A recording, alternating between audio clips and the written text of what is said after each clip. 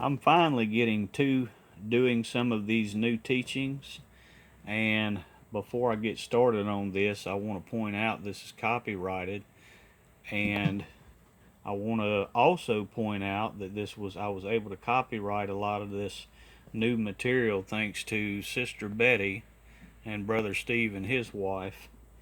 Uh, it's very pertinent and very important that this new material, these new teachings, be copyrighted, because as I've shown and proven, all these false prophets will steal and twist it for their Savior, Lord and Savior, Donald Trump, who is of Satan, as they've done so many times over the past 2 years. So y'all be sure to thank Sister Betty and Brother Steve and his wife for the financial contributions that have allowed me to copyright this new material and these new teachings so that I could bring them forward and show y'all.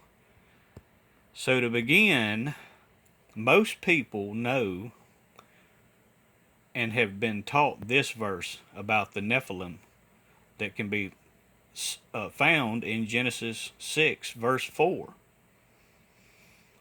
And what it states is the Nephilim were in the earth in those days and after.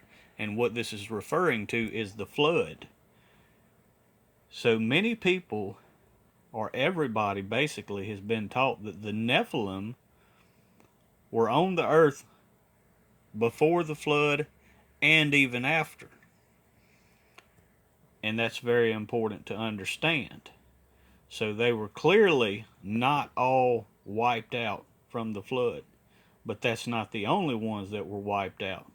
And what this new teaching does, is help you to really fully understand how to read the Bible.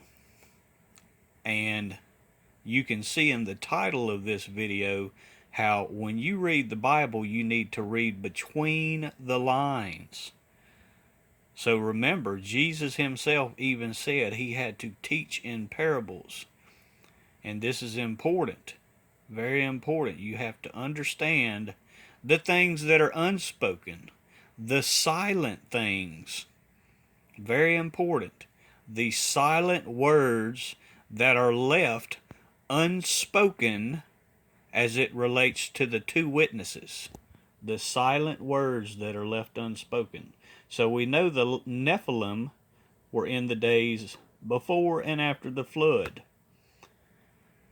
And we can learn in Matthew 24, verses 37 through 39, but as the days of Noah were, so shall also the coming of the Son of Man be.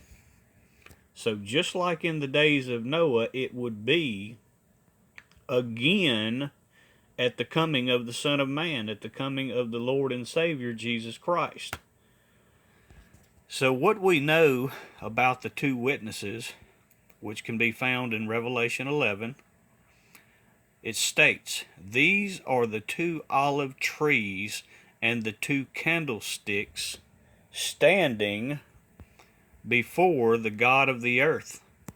So these are the two that are standing before the God of the earth.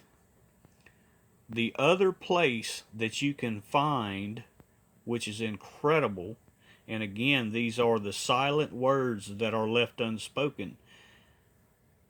And this helps you to read between the lines. So in the days of Noah,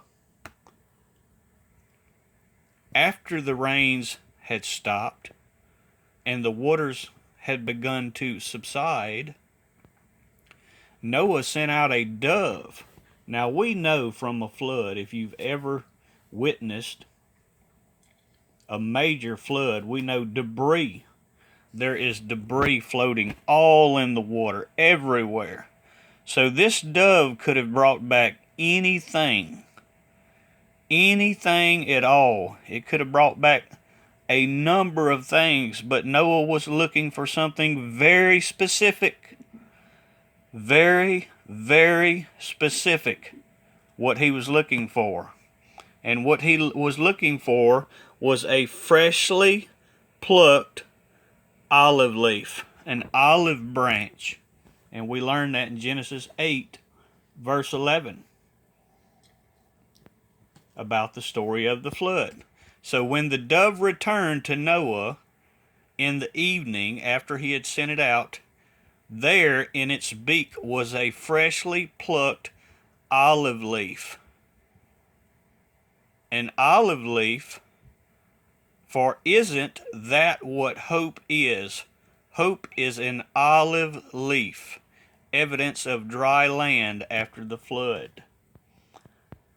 So why would Noah be specifically looking for an olive leaf, a freshly plucked olive leaf, to be very specific?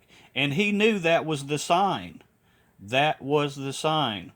Because not only were the Nephilim in the days before the flood and afterwards, but the two olive trees, the witnesses, were the only ones left standing before and after the flood. Isn't that incredible? The things that are there, the things that have always been there, that have never been revealed before until now. The two olive trees were standing before the flood and after. That is why Noah was looking specifically for a freshly plucked olive leaf, because he knew the two witnesses were there standing before the flood and after. So he was specifically looking for a freshly plucked olive leaf from one of the two witnesses. From one of the two witnesses. And just like in the days of Noah, so shall be also the coming of the Son of Man. So if the two witnesses were standing in the days of Noah, before and after the flood, so shall they be standing before and after the coming of the Son of Man. Isn't that incredible, people? The silent, unspoken words that can be found when you learn to read between the lines. That's incredible. This is the way you're supposed to read the Bible. Understand that. Because once again, even Jesus had to speak in parables. Because the enemy, these false trump prophets that are parading around in these days, that watch intently everything that I do. They watch very intently to steal and twist the words of a true prophet. This is why you have to learn to read between the lines.